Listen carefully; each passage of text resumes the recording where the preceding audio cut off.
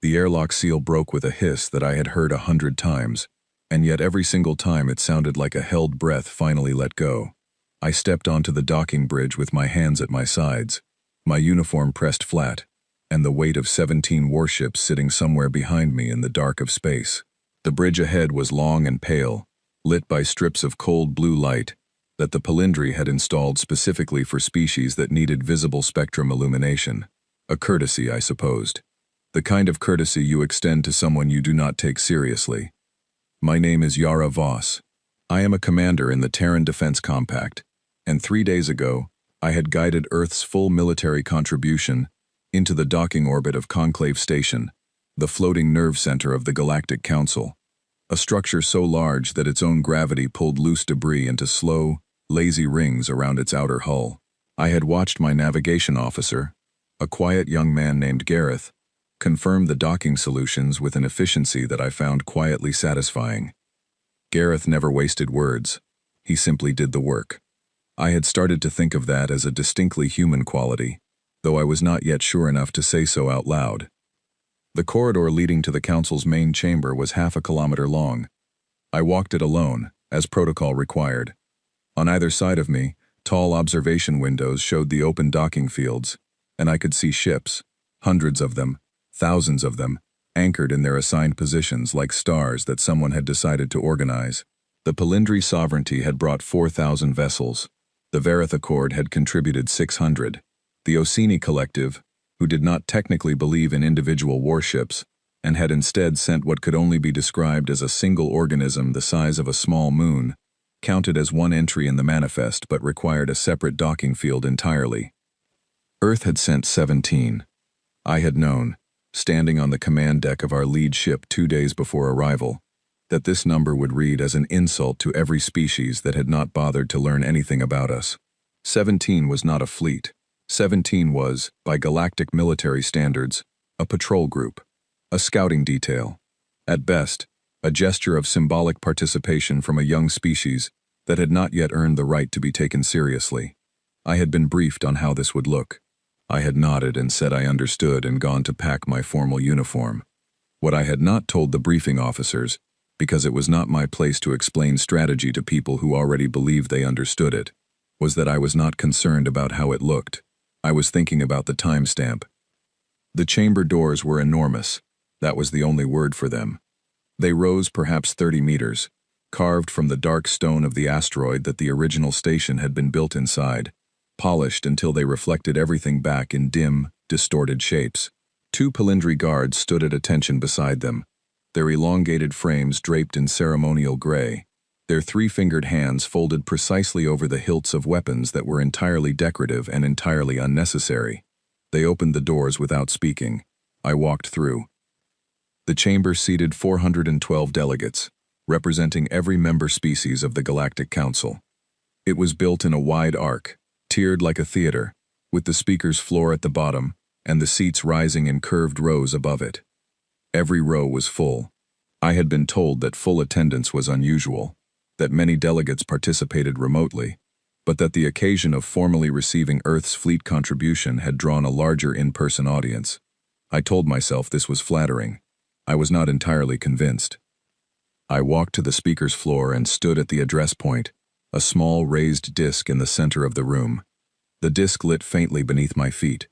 Translation drones, small floating spheres the size of my fist, drifted into position above my head. 400 pairs of eyes, or the various alien equivalents of eyes, turned toward me. Archon Cyril of the Palindri Sovereignty spoke first. He was the presiding officer for this session, a title that rotated among the senior member species. He was tall even for a Palindri, his crest fully raised in what I had learned signified formal authority rather than emotional agitation. His voice, when it came through the translation drone, was measured and deliberate, with the particular cadence of a being accustomed to being listened to without interruption. The Terran Defense Compact has submitted its fleet contribution to the Joint Defense roster, he said. The contribution has been logged and reviewed by the registration office. For the record of this session, the Terran fleet stands at 17 vessels. He paused, not dramatically, I thought, but practically, the way you pause when you are giving listeners time to process a number. The Council acknowledges this contribution, and welcomes Commander Voss to the floor. I said, "Thank you, Archon," which was the correct formal response. What happened next was not planned. I do not believe Archon Cyril intended it as a slight, or at least not as a deliberate one. A sound moved through the chamber, quiet at first, then gathering, like the first drops of rain before a storm commits to itself. It was a sound made up of many different things, palindry resonance clicks, that functioned as amusement, the dry exhalations of the Vareth delegates that their biology produced in moments of shared irony, a low harmonic from the Orsini observer that the translation drone rendered, somewhat helplessly, as prolonged mild disbelief. The Keth delegation, whose 12 members sat in the upper left tier, did not make any sound at all, but 3 of them turned to look at each other with the particular slow blinking expression that I had come to understand meant something very close to surely not. 400 delegates, a sound like quiet water, and underneath it all, a feeling in the room that I had felt before, in other rooms, in other circumstances, the feeling of a group of people who have already decided what something is, and are now simply confirming it to one another. It lasted perhaps 8 seconds. Then it faded, as these things do, with the careful self-consciousness of a room that remembered it was being recorded. Archon Cyril did not acknowledge it. He continued, as if it had not happened, which was its own kind of acknowledgement. He outlined the formal procedures for fleet integration, the chain of command structure, the communication protocols. I listened and nodded at the correct intervals. My face was still. I had spent a long time learning to make my face still. Before I had left Earth, Admiral Owen Huan, the man who had designed the fleet, who had spent 11 years arguing for its construction, in the face of budget committees and political opposition, and no fewer than 3 separate reviews that had recommended a different approach entirely, had stood in the hangar bay at Lunar Dock and looked at the 17 ships with an expression that I could only describe as private satisfaction. He was not a man who showed things easily. He was the kind of person who had spent so long being right about things that he had stopped needing other people to agree with him in real time. He had said to me, without looking away from the ships, "Don't explain it, Yara. They won't understand the explanation. Let the demonstration do the talking." I had asked him how long he thought we would have to wait for the demonstration. He had almost smiled. "Not long," he had said. "The Veth are not patient." Standing on the speaker's floor with the last echo of 400 delegates finding 17 ships quietly insufficient, I thought about that conversation. I thought about the timestamp I had noted in my personal log the moment the sound began, 14:32:07, station time. I thought about how records were kept, and how history was written, and how the sequence of events mattered when you were trying to understand what something actually meant. Then I said the formal words of acknowledgement, stepped off the disc, and walked back down the half-kilometer corridor, with my hands at my sides and the doors closing behind me, thinking about what was coming and feeling, underneath the stillness, something very close to calm. Gareth was waiting at the docking bridge with a thermos of coffee and the afternoon sensor report. He handed me both without preamble. I read the sensor report while I drank the coffee. The Veth Dominion's border movements had intensified in the past 18 hours. 3 council monitoring posts had gone dark. The Joint Fleet was being asked to move to Readiness Condition 2 by morning. I handed back the thermos and the report. "They're coming," I said.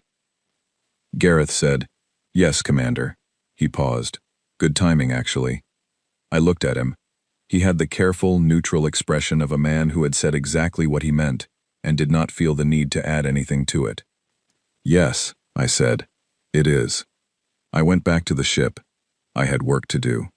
The first thing you need to understand about what humanity brought to this fight is that we did not build our fleet the way anyone else built theirs. Every other species in the Galactic Council had arrived at their military doctrine through a process of refinement. Long centuries of conflict against other species, against natural threats, against each other, during which they had worked out what worked, and then built more of it. The Palindri had large ships because large ships had won their early territorial conflicts. The Vareth had fast ships because speed had been the deciding factor in their 3 major defensive campaigns. The Orsini had evolved as a collective organism, and their military expression was, accordingly, collective. Every species had a logical, traceable reason for the shape of their fleet. Humans had a different history. I went over this in my head the way I often did when I needed to organize my thinking. Walking the central corridor of our lead ship, a vessel called the Ardent, which sounded to alien ears like a perfectly ordinary proper name, and to human ears carried a very specific weight of meaning. The corridor was narrow by galactic warship standards, because we had not wasted internal volume on hallway width. Every centimeter of this ship had been argued over, designed, redesigned, argued over again, and then built with the specific, painstaking care of people who knew they were only going to get 17 of them. My second officer, Lieutenant Petra Lane, fell into step beside me without being asked. Petra was from a small coastal city in the northern part of what used to be called England, and she had the particular quality of people from cold, wind-battered places, a kind of steady, unimpressed practicality that made her very good in a crisis and occasionally difficult at dinner. She was also the most naturally gifted tactical analyst I had ever worked with. She could look at a formation of hostile ships and tell you, in the time it took most people to find their reading glasses, exactly which 3 points in that formation were structural weaknesses. She handed me a data screen without preamble. "Updated numbers from the monitoring posts," she said. Before they went dark, the third post logged approximately 800 Veth capital ships in the approach corridor. I looked at the number. 800 capital ships, each one roughly twice the mass of the Palindri Standard-class warships that currently made up the backbone of the Council's joint fleet. 800 ships with interdiction screens that the Council's intelligence files described, with characteristic understatement, as highly effective. "How's the Palindri fleet feeling?" I asked. "Their tactical coordinator sent a confidence assessment this morning," Petra said. "Rated themselves at high readiness." She paused a half-second. He also asked, very politely, if Earth wished to be assigned a support role rather than a forward position, given our fleet's numerical limitations. I kept walking. "What did you tell him?" "I said I would pass the offer along to you." "Did you note your recommendation?" She glanced at me sideways. "I recommended we politely decline." "Good." The Ardent's main deck was a long, low room where the real work of the ship happened. Not the dramatic work, not the combat calculations or the targeting solutions, but the quieter work that made all of it possible. 2 engineers named Cobb and Lynn were running diagnostics on the drone deployment systems, a process that involved a great deal of careful checking of things that were already correct, because that was how you made sure they stayed correct. A communications specialist named Russell was maintaining the tight band encryption links between all 17 ships, ensuring that when the time came, they would all hear the same thing at exactly the same instant. I stopped at the drone deployment console and looked at the numbers. Each of the 17 ships in our fleet carried exactly 200 autonomous strike drones. Each drone was roughly 3 meters long, powered by a compact pulse drive that could sustain 80% of light speed in short bursts, and equipped with a targeting system that could independently identify, prioritize, and engage a hostile vessel without human input once the initial parameters were set. The total drone count across all 17 ships was 3,400. Each drone was not a replacement for a human pilot. It was something different, something that could react in milliseconds, that did not need to breathe, that could pull maneuvers that would render a biological crew unconscious, and that, crucially, could communicate with every other drone in its cluster in real time, sharing targeting data, adjusting priority lists, and coordinating strike sequences without any of the delays that biological communication introduced. The combat artificial intelligence that managed each cluster did not have emotions, did not hesitate, and did not need to be told twice. Admiral Juan had spent 4 years convincing the Compact's Oversight Committee that this approach was sound. He had brought models, simulations, historical analyses, and 3 different independent technical reviews. He had been patient and precise and, when necessary, quietly relentless.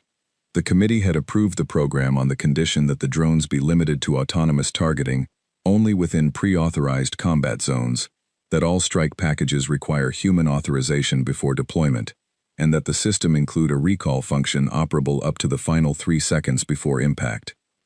Juan had agreed to all 3 conditions, and then gone back to his office, and continued building what he had always intended to build. Here was what the Galactic Council's delegates had not asked, when they reviewed our fleet manifest. They had not asked what the ships carried. They had looked at the number 17, and the number had been sufficient for all the conclusions they needed to draw. This was not stupidity. It was pattern recognition. Every species in that chamber had built their military intuition on the same foundational assumption, that a ship was a ship, that fleet strength was measured in hull count and weapons yield, that 17 meant 17, and not something else entirely. They had not been wrong exactly. They had simply been using a framework that humanity had spent a long time learning to step outside of. I had been 22 years old when I first read the historical records of asymmetric conflict, the accounts of smaller forces using precision and timing to defeat larger ones, not by matching strength for strength but by finding the exact point where the larger force was structurally vulnerable, and hitting that point with everything available. The lesson was not new. Human history was full of it. What was new was the technology that allowed you to execute the same concept at a scale and speed that biological reflexes could never match. The Veth Dominion had never encountered a species that built weapons this way. Every species they had fought, and they had fought several, which was how the Council had come to treat them as an existential, rather than merely regional threat, had fought them with conventional doctrine, larger fleets, defensive formations, volume of fire. The Veth had built their interdiction screens specifically to neutralize volume of fire approaches. They were very good at it.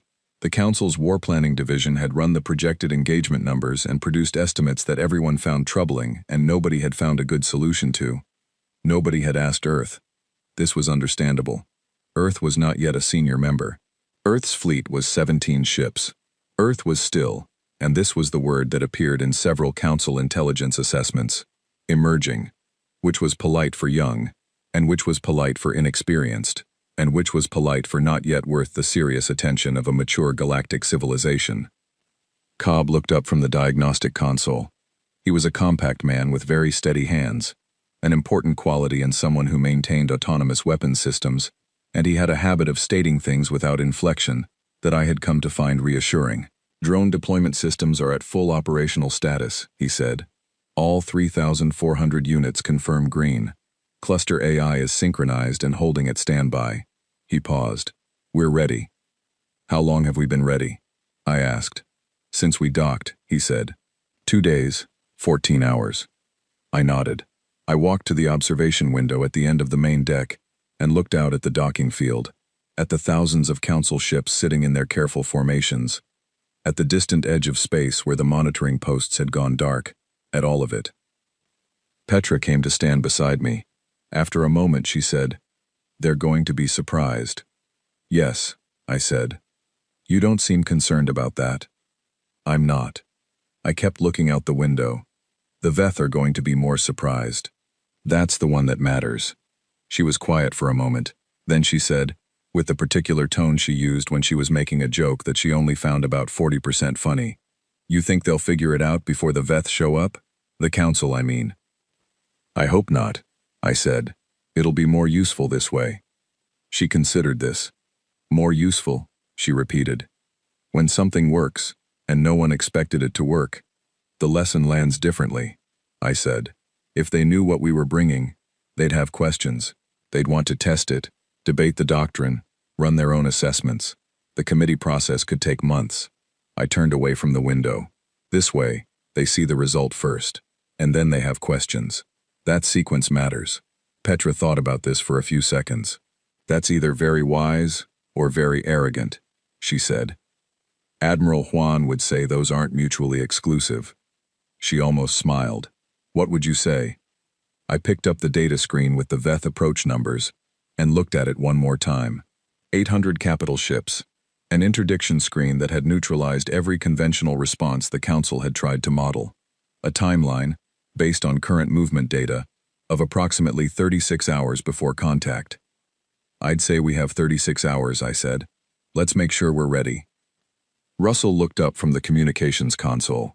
"Commander," he said quietly, "you should see this." He put the signal on the main display. It was from the Council's Joint Fleet Coordinator, a Palindri admiral named Thos, whose service record I had read and found genuinely impressive. The message was brief and formal. It advised all member fleet elements to move to Combat Readiness Condition 1, effective immediately. It listed the confirmed loss of all 3 monitoring posts.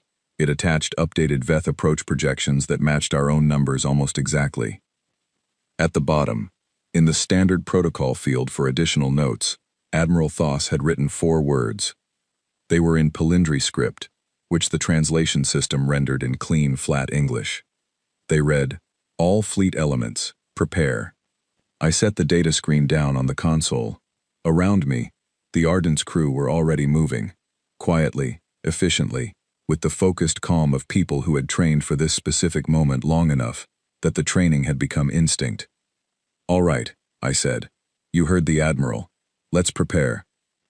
The VETH fleet dropped out of fold space at 0317 station time. I was on the command deck of the Ardent when it happened, because I had not slept and had not particularly tried to. Gareth was at navigation, as calm as he always was, tracking the emergent signatures with the same careful attention he brought to everything. Petra was at tactical. Cobb was at the drone deployment station. Russell had both the interfleet channel and the Council command net open simultaneously, his eyes moving between them with the quick, precise focus of a person managing 2 conversations that were both important. The emergent signatures came in a wave, first a handful, then dozens, then hundreds. Fold space ripples spreading outward from a single 0.3 light minutes off the starboard quarter of the Council's outer defensive line. The sensor display updated in real time. I watched the count climb. 50 ships, 100, 200. The number kept moving, and did not stop moving for nearly 4 minutes, which was how long it took 800 capital ships to clear their fold space transit windows. When it stopped, the display read 814. Gareth said, very quietly, "That's more than the projections." 14 more, I said. "Still." "Yes," I said. "Still." The Council command net erupted. I had expected this. Not the content exactly, but the quality of it. The sudden, sharp urgency of commanders who had known in the abstract that the enemy was coming, and had now been confronted with the specific fact of it. Admiral Thoss came on the command frequency within 90 seconds of the last emergent signature, his voice carrying the measured steadiness of a commander who was performing calm rather than feeling it, which was a distinction I had learned to recognize. "All fleet elements. This is Fleet Coordinator Thoss. We have confirmed hostile contact. 814 VETH capital ships. Approach vector as projected. Formation Kessler. All elements. Palindri Sovereignty Fleet to Vanguard. Vareth Accord to secondary line. All remaining elements to designated support positions per the Joint Defensive Plan." A pause. "Terran Fleet element. You are assigned to support position 7, rear left quadrant. Maintain formation and await orders. Support position 7, rear left quadrant. The place you put something you do not expect to need." I did not respond immediately. I was watching the VETH fleet organize itself on the tactical display. The long, practiced efficiency of a force that had done this before. Ships sliding into the interlocking formations that the Council's intelligence files described in careful detail. The VETH interdiction screen was assembling at the leading edge of their fleet. It was a formation of approximately 120 ships, specialized vessels whose primary function was to project an overlapping electromagnetic and gravitational interference field that disrupted the targeting and propulsion systems of anything inside its range.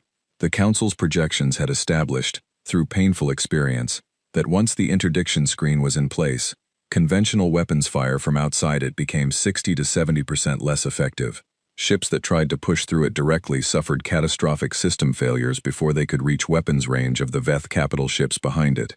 The interdiction screen was the reason the Council's war planning models had all come back with numbers that nobody liked. You could not go through it. Going around it gave the VETH time to maneuver, and took your own ships out of mutual support range. You could try to disrupt it from outside weapons range, but the ships projecting the screen were themselves screened by close escort vessels, and the escort vessels were very good at their jobs. Every simulation the Council had run had resulted in the same conclusion. Before you could do meaningful damage to a VETH fleet of this size, you were going to lose a significant portion of your own fleet to the interdiction screen and the combat that followed. The Council had accepted this. It was, their planners had concluded, the price of engaging the VETH.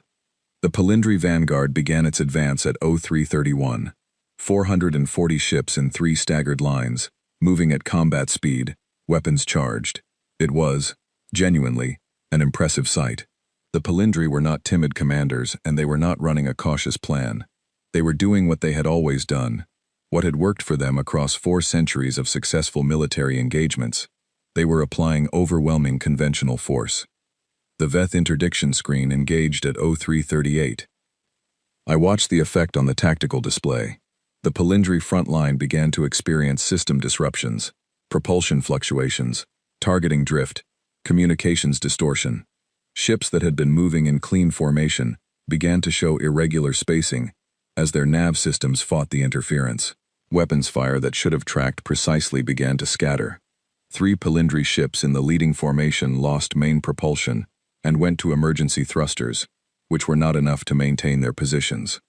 The Palindri kept advancing. They were brave. I will say that without any reservation. They kept advancing into a field that was actively degrading their ability to fight, because they believed that if they could push through the screen, the fight on the other side was one they could win. They were probably right about the second part. At 0344, Archon Cyril's flagship, a vessel whose name translated approximately as Enduring Principle, which I thought was a good name for a warship, took a direct impact from a Veth long-range kinetic round. The hit tore through the port weapons array and caused a partial hull breach in the forward command section. Emergency systems contained it. The ship was still operational, but the Archon had just discovered, at close range and high speed, exactly what the Veth interdiction screen did to the quality of your defensive systems in the critical half-second before something hit them. Admiral Thoss was managing the battle with genuine skill. He was adjusting formation spacing to reduce cascading disruption, rotating ships through the forward line so the interdiction exposure was distributed rather than concentrated, calling suppression fire on the Veth escort vessels with whatever accuracy his disrupted targeting could manage. He was doing everything right. He was playing the best game available within the rules he was working with. But the numbers were not moving in his favor. At 0351, 14 minutes into the engagement, the Palindri fleet had destroyed 6 Veth escort vessels and lost 23 of its own ships, 8 destroyed, 15 disabled. The Vareth second line was taking long-range fire and beginning to feel the outer edge of the interdiction field. The Orsini Collective had done something that appeared to be aggressive on its tactical display, but that no one in the command net could quite interpret. I opened a channel to Fleet Coordinator Thoss. I said, "Admiral Thoss, this is Commander Voss, Terran Fleet Element, requesting permission to engage." The channel was quiet for 2 seconds. In a battle moving at this pace, 2 seconds was a long time. I could hear, in the background of the command net, the controlled noise of a fleet under pressure. Status reports, system alerts, the precise clipped language of officers managing things that needed managing right now. Thoss came back on. His voice was steady. "Commander Voss, your element is assigned to support Position 7. What is your engagement proposal?" "I would like to engage the interdiction screen," I said. Another pause. When he spoke again, I could hear it. Very faint, very brief. The quality of a person choosing their words with care because they did not want to say what they were actually thinking. What he was actually thinking was something close to, "What will 17 ships accomplish against the structure that is currently degrading 440 of mine?" He said, "With what assets, Commander?" I said, "Our own, Admiral. I would ask you to watch the timestamp." A longer pause this time. "You have permission to engage, Commander. Support Position 7. Do not advance your formation beyond the secondary line without further authorization." I said, "Understood," and closed the channel. I looked at the tactical display one more time. The interdiction screen was a formation of 118 ships. The count had updated as 2 vessels moved into their gap positions. They sat at the leading edge of the Veth fleet, in an interlocking arrangement that was, from a conventional military standpoint, very close to impenetrable. They were designed to absorb conventional weapons fire. Their escort vessels were positioned to neutralize strike craft that tried to close range. The entire system was optimized against every threat the Veth had ever encountered. Petra looked at me from the tactical station. I looked at Cobb. Cobb said, "Drone systems at full readiness. All 3,400 units standing by. Combat AI is synchronized and awaiting strike package authorization." I said, "Load strike package 1. Target priority." Interdiction screen command nodes, then projection vessels, sequential disruption pattern, collateral minimization active, recall window at 3 seconds. Cobb said, strike package 1 loaded, awaiting authorization. I said, authorization confirmed. Send it. He pressed the release. What happened in the next 40 seconds was not dramatic in the way that battles in stories are usually dramatic. There was no single moment of impact, no single explosion that decided everything. What there was instead was a process, precise, fast, and completely outside anything the Veth's tactical systems had been built to handle. 3,400 drones cleared their launch bays across all 17 of our ships in 1.7 seconds. The combat AI organized them into kill chain clusters before they had fully cleared the hull. Each cluster received its target assignment, its priority list, its approach vector, and its timing window simultaneously. The clusters did not need to communicate back to the ships to confirm. They had their orders and they were already moving. The drones did not fly in a straight line toward the interdiction screen. They did not form a visible strike formation that the Veth's automated defense systems could track as a coherent threat. They spread. They took 17 different approach vectors, coming from angles that the Veth escort vessels' coverage zones had not been designed to simultaneously address, because no one had ever sent 3,400 autonomous systems at a single target complex at once. The escort vessels began engaging the drones that they could see. They were very good at this. They destroyed 212 drones in the first 18 seconds. 212 out of 3,400. The clusters hit the interdiction screen's command nodes first. A command node was not a heavily armored target. It was a coordination system, a communications hub, the thing that told all the projection vessels in the screen what frequency to broadcast at, what alignment to hold, how to compensate when one vessel was taken out of position. Hit the node, and the vessels it coordinated became individually managed rather than collectively managed. They could still project their fields, but they could not do it in the interlocked, compensating, self-correcting pattern that made the screen a screen, rather than a collection of separate emissions. The first command node went down at the 18-second mark. The second, third, and fourth went down in the following 4 seconds, because they had all been targeted simultaneously, and the timing windows had been set with 2-second staggering to account for the fact that losing one node would cause the others to briefly attempt to compensate, which slightly changed their broadcast signatures and made them marginally easier to identify. Admiral Juan's engineers had thought about this. They had thought about a great many things. After the nodes, the clusters moved to the projection vessels in the pattern that Petra had designated as sequential disruption, not hitting them in order of position, which would have been predictable, but in the specific order that would most rapidly prevent any 2 adjacent vessels from compensating for each other's absence. The pattern had been calculated by the tactical AI 3 weeks before we left Earth, and had been run through 11,000 simulations. It worked exactly as modeled. At the 40-second mark, I noted the timestamp, 03:52:41. On the tactical display, the Veth interdiction screen was gone.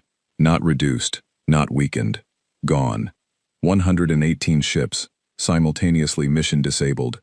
Their systems hit in a sequence so precisely timed that not a single one of them had been able to issue a coherent distress coordination signal before the ships nearest to them were also down.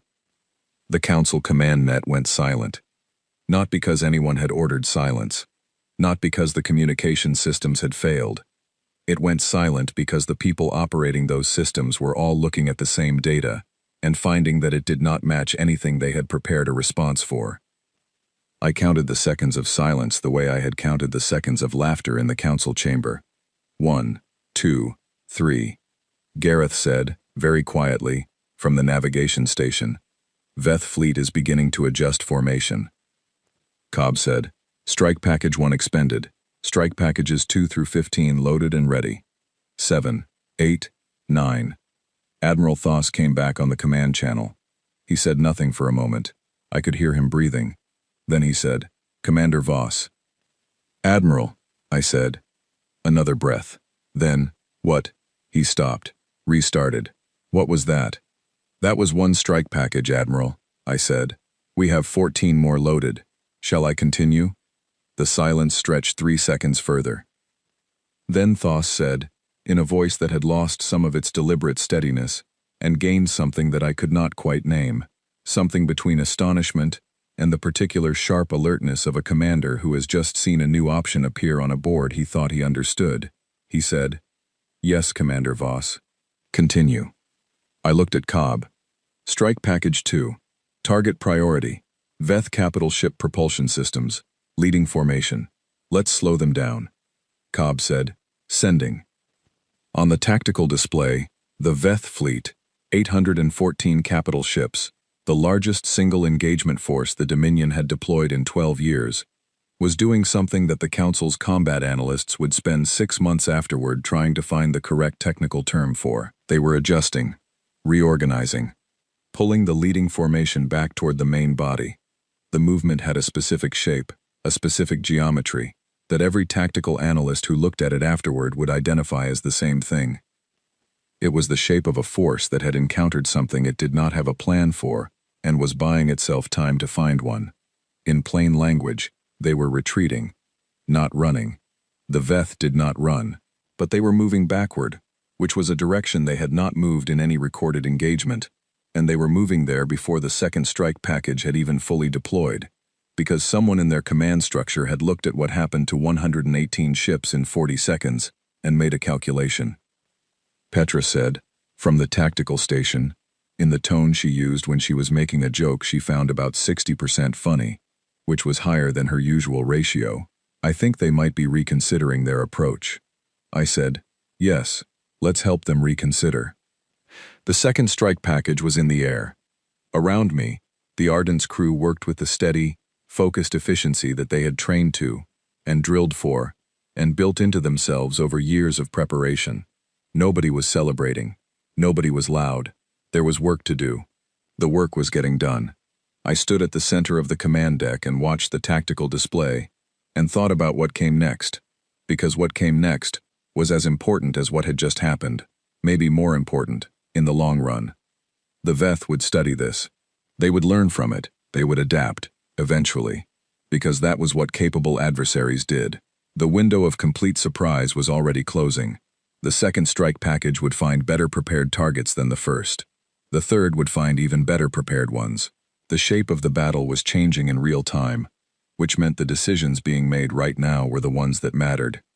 "Russell," I said. He looked up from the communications console. "Commander, get me a channel to Admiral Thoss when he has a moment. We need to talk about the next 12 hours. He nodded and went back to his board. The battle continued. The drones continued. The work continued. I had noted the timestamp of the laughter in the council chamber, 14:32:07, 3 days ago. I noted the timestamp of the silence on the command net, 03:52:41. Both were in the record. Both would stay there. When someone, someday, sat down to understand what had happened at Conclave Station, what had changed and when, and why, the numbers would be available for them to read. That was enough. That had always been enough. The Veth fleet continued its backward movement through the 4th, 5th, and 6th strike packages. By the 7th, their rear guard was approaching fold space range. By the 9th, the first capital ships began transitioning. They left in an organized sequence, not a collapse. The Veth maintained discipline even in this, their formation peeling back in layers, the rearmost ships going first, each successive layer covering the one behind it as it transited. It took 4 hours for the last Veth ship to clear the engagement zone. The Council fleet had lost 41 ships in the engagement, 31 Palindri, 7 Vareth, 3 from smaller member fleets. Every loss was real, and none of it was without cost. But the projections that had been discussed in the war planning sessions, the casualty estimates that had made senior commanders go quiet when they read them, had placed the expected losses in a successful engagement at somewhere between 300 and 400 vessels. The difference between those numbers and 41 was a gap that would be measured in lives saved, in strategic capacity preserved, in options that still existed on the morning after the battle. Earth's fleet had sustained 0 losses. We had expended 9 of our 15 strike packages. The drones that had been destroyed during the engagement, 644 out of 3,400, were logged in the after-action system for replacement resupply. Cobb said, at the end of the 7th hour, as the last sensor readings confirmed clear space at the Veth transit point, "Fleet is secure. All systems nominal. He looked at his console for a moment. Then he said, with the same flat, uninfluenced delivery he used for everything, "That went well." Petra looked at him. "That's one way to put it." Gareth, from navigation, said without looking up, "I'm logging it as a successful engagement." Russell said, "Admiral Thoss is requesting a communication commander." I sat down for the first time in 9 hours. Put him through. Thoss's voice came over the channel with a quality that was different from anything I had heard from him before. It was not the performed calm of a commander under pressure. It was something quieter and more genuine. The voice of a being who had been surprised by something and was still in the process of understanding what that meant. He said, "Commander Voss, the Council Fleet's preliminary assessment is complete. I wanted to speak to you directly before the formal debrief." "Of course, Admiral." "I have been reviewing the engagement data," he said. "Specifically, the data covering the first 40 seconds of your fleet's action." A pause. "I have reviewed it 4 times." "I see," I said. "There are questions," he said. "Many questions, about the systems you deployed, the doctrine, the approach." He stopped. Then, "I owe you an honest statement, Commander." "You don't owe me anything, Admiral." "You are generous," he said. "Nevertheless." Another pause, longer this time, with the quality of a person finding words for something that did not yet have standard words. "When your fleet was assigned to support Position 7, I believed it was the appropriate placement. I believed it would keep you out of difficulty while contributing modestly to fleet communications and rear perimeter security." He was quiet for a moment. "I was wrong in that assessment." "You were working with the information available," I said. "Yes," he said. "That is precisely the problem, I think." His voice shifted slightly. Not warmer exactly, but more direct. "Commander, the Council will have a formal debrief session in approximately 18 hours. Your presence will be required. I suspect there will be a great many questions about what Earth has built, and how it was built, and what it means for joint doctrine going forward." Another pause. "I suspect also that there will be a larger discussion about Earth's role in the Council's security structure." "I would expect so," I said. "Are you prepared for those conversations?" I looked around the command deck. Gareth was running post-engagement nav checks. Petra was compiling the tactical analysis. Cobb was running strike package inventory. Russell was managing the 12 separate communication threads that a fleet engagement generated in its aftermath. Everyone was doing their job. Everyone had always been doing their job. "Yes, Admiral," I said. "We're prepared." The channel closed. I sat for a moment in the quiet of the command deck, with the gentle background noise of a ship at work.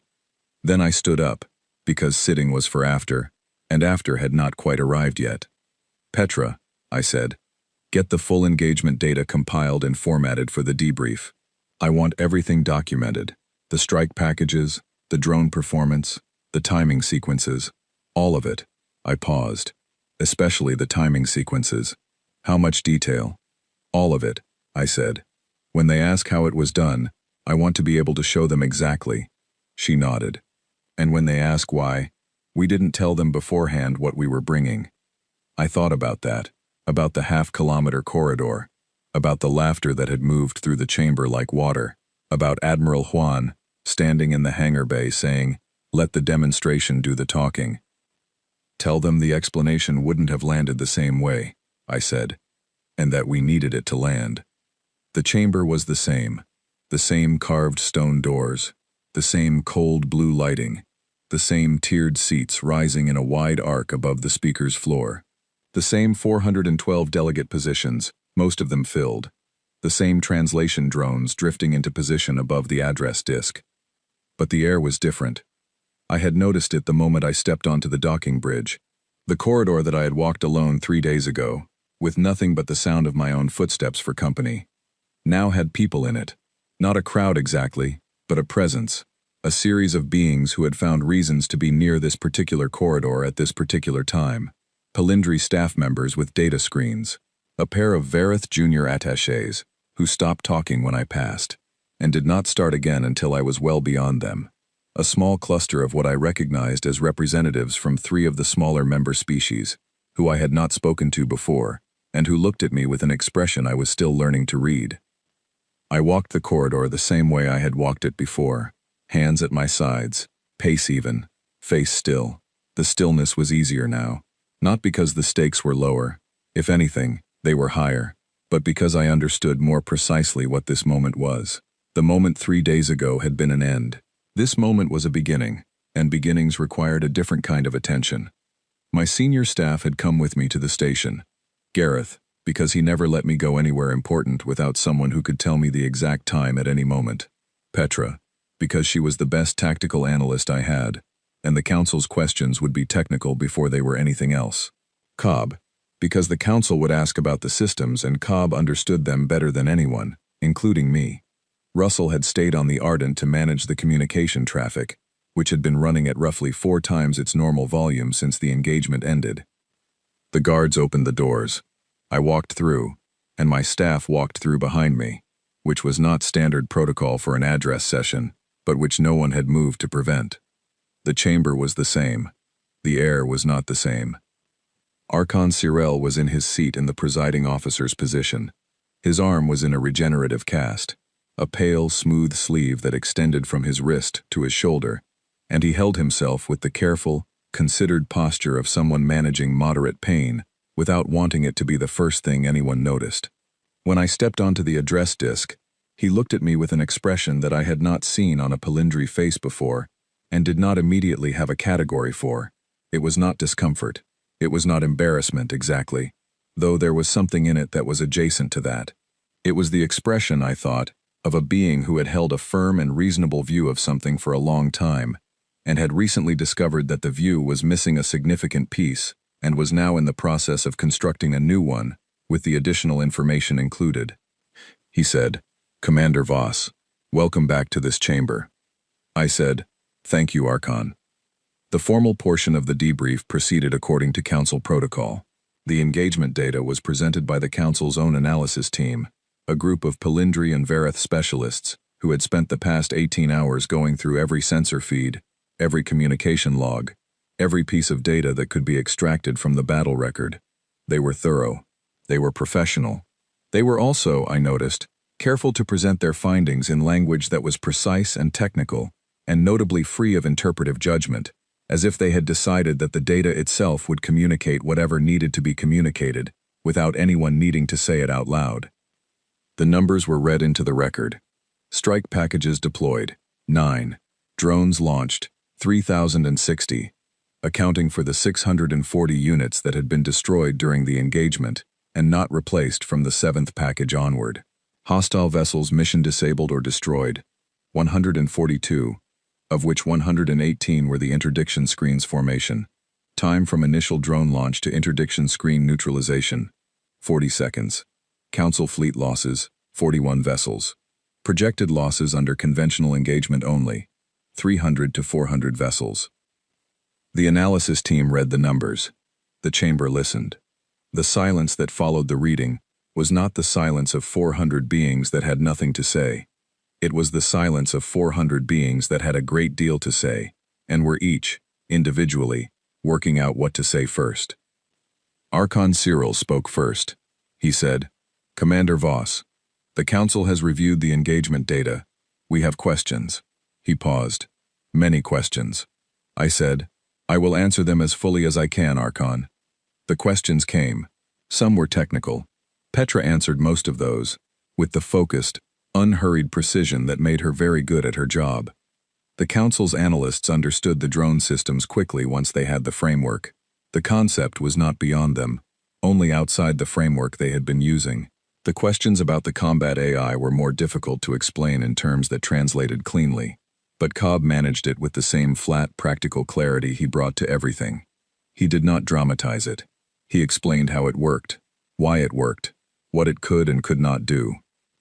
Some questions were strategic, about doctrine, about the implications for fleet composition, about whether the Veth would adapt, and what adaptation might look like. I answered these myself, carefully and completely, because the answers mattered for what came next, and I wanted them in the record accurately. And then Archon Cyril asked the question that was not in any of the technical categories, the question that was underneath all the other questions, the one that had been there since the moment I had stepped onto the disc. He said, "Commander Voss, When you appeared before this chamber 3 days ago, with 17 ships, you knew what those ships contained. You knew what they were capable of. He paused. You did not tell us. I said, no, Archon. Why? I considered the question. Not because I did not know the answer, but because I wanted to give him the real one rather than a version of it. Because the explanation would not have done what the demonstration did, I said. If I had stood on this disk and described our systems, the drones, the AI, the strike packages, the Council would have evaluated that description against its existing understanding of what weapons systems could accomplish. It would have been assessed, debated, probably reviewed by a technical committee. It might have been believed. It might not have been. I looked at him directly. The Veth came regardless. The systems performed regardless. The outcome was what it was regardless. But now this chamber has seen it, not heard it described. That is a different kind of knowing. Archon Cyril was quiet for a moment. Around him, the chamber was very still. He said, "We owe you an explanation, Commander." I had been waiting for some version of this. I said carefully, "You owe me nothing, Archon." "I think we do," he said. "When you stood on this disk 3 days ago, this chamber," he stopped, chose his next words. "This chamber did not give your contribution the consideration it deserved." I said, "The consideration you gave was appropriate to the information you had." He looked at me for a long moment. "You are being generous," he said. "More generous than the situation requires." "The situation requires us to work together," I said. Generosity is practical in that context. Something shifted in his expression. A small movement, but I caught it. He said, "Earth has been a provisional member of this council for 11 years. You have observer status on the Security Directorate." "That's correct," I said. "I would like to raise a motion," he said, "for consideration by this chamber." He looked around the room, not at me, at the full assembly of delegates. "I would like to propose that Earth's status in this council be amended to full member, and that the Terran Defense Compact be granted a full seat on the Security Directorate. Not observer status, a seat." The chamber was quiet. I had known this might happen. Admiral Juan had said, before I left, that if the demonstration went well, the Council would have a conversation about Earth's structural position, and that I should be prepared for that conversation. He had also said that the specific form it would take was impossible to predict, and that I should wait for the shape it presented itself in before deciding how to respond. The shape was a full seat on the Security Directorate, proposed by the Archon of the Palindri Sovereignty, in open session, 18 hours after a battle that had cost the Council 41 ships instead of 400. I waited to see if anyone would object. No one objected. The vote was formal, by the Council's required procedure. Each delegation registered its position through the standard channel. The results compiled in real time on the session record display. Full member status, approved. Security Directorate seat, approved. The margin was not close. Archon Cyril looked at me from the presiding chair and said, with the particular careful tone of someone making a formal statement they also mean personally, "The Council welcomes Earth as a full member. Commander Voss, you will convey this session's decisions to your government with the Council's regards." I said, "I will, Archon." I stepped off the disk. I walked back up the long aisle through the center of the chamber, past the tiered rows of delegates from species that I would now, formally, be working with as peers rather than provisional guests. Some of them looked at me as I passed. Most of the looks were the recalibrated kind, the look of beings updating something they had believed and replacing it with something more accurate. I walked the half-kilometer corridor back to the docking bridge. Gareth was beside me, Petra, Cobb, all of us moving at the same steady pace. The sound of our footsteps even on the pale floor. Gareth said, after a while, "Full seat on the Security Directorate." "Yes," I said. "Juan is going to be insufferably satisfied about this." "He is," I said. "He's earned it." Petra said, without inflection, "Do you think the Veth will come back?" "Eventually," I said. "They'll study what happened. They'll adapt their screen design. They'll build countermeasures for the drone clusters. They're capable adversaries." I paused. "But right now they think they know what they're dealing with. They've seen one strike package. They haven't seen what we've been working on since." Cobb said from behind me, "Package 16 is ready, by the way. We finished the last calibration this morning." I know, I said. We reached the docking bridge. The airlock seal broke with a hiss. That same sound of held breath finally let go, and I stepped through into the familiar narrow corridor of the Ardent and felt, in a way that was hard to articulate precisely, but was entirely genuine, that I was home. Russell was at the communications station when I reached the command deck. He looked up. "Admiral Juan is on the secure channel," he said. "He's been waiting about 20 minutes. I sat down. I thought about what Gareth had said. I thought about the vote count on the session record display. I thought about the timestamp of the laughter and the timestamp of the silence, both in the record, both permanent. "Put him through," I said. Juan's voice came over the channel without preamble. "How did it go?" "We got the seat," I said. A pause, then, "Full seat?" "Full seat." Another pause, shorter. Then Owen Juan made a sound that was the closest thing to a laugh I had ever heard from him, brief and quiet and genuine. "Good," he said. "That's good, Yara." "It is," I said. The demonstration worked, then. I thought about the chamber 3 days ago. The sound like water moving. The 8 seconds I had counted. The timestamp.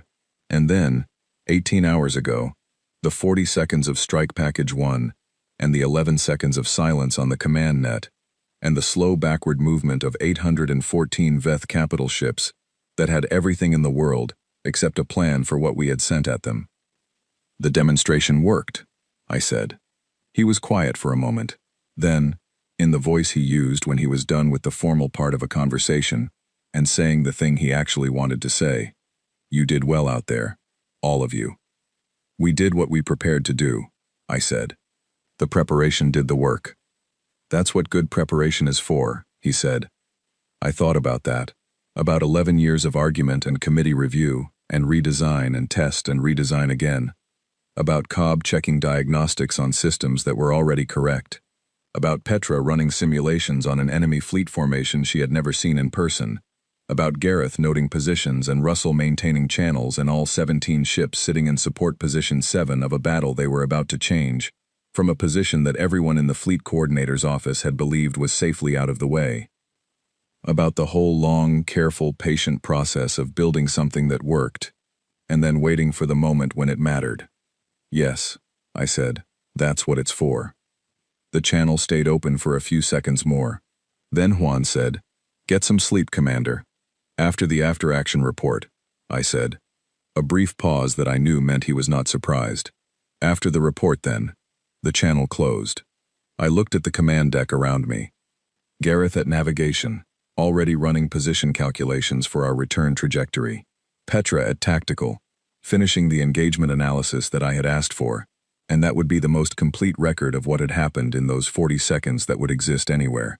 Cobb at the drone systems, methodically logging the performance data from each of the strike packages, noting what had worked precisely as designed, and what had performed even better, and what small refinements might make the next version more effective still. Russell at communications, managing the traffic. Everyone at their stations, everyone doing their work. I picked up the engagement report from the side console and started reading. There was a great deal to go through, and I wanted to understand all of it before I signed my name to it and sent it forward.